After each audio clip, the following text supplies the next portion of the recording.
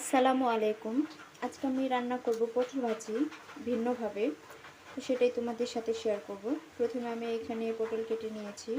এগুলো আমি ছিলি নাই, হালকা একটু চেঁচে নিয়ে এরকম ফাঁক ফাঁক দিয়ে দিয়েছি। তো এর মধ্যে এখন আমি একটু গুঁড়ো মরিচ দিব,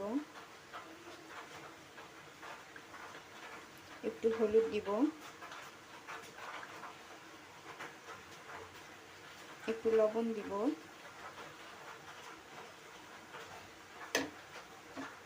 আদা রসুন বাটা দিব, আর একটু ধনিয়া গুঁড়া দিব এবং এটা ভালোভাবে মেখে নেব।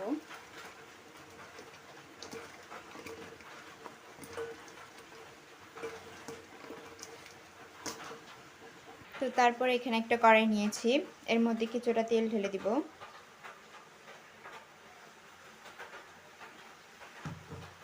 তো তেলটা গরম হয়ে গিয়েছে, এর মধ্যে মেখে রাখা পটলগুলো ঢেলে দিব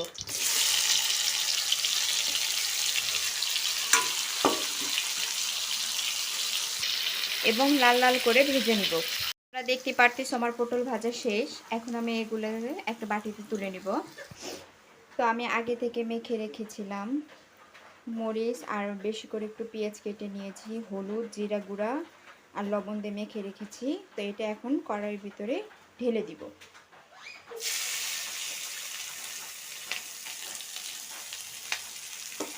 আর এই পেঁয়াজটাকে ভালোভাবে ভেজে নিব।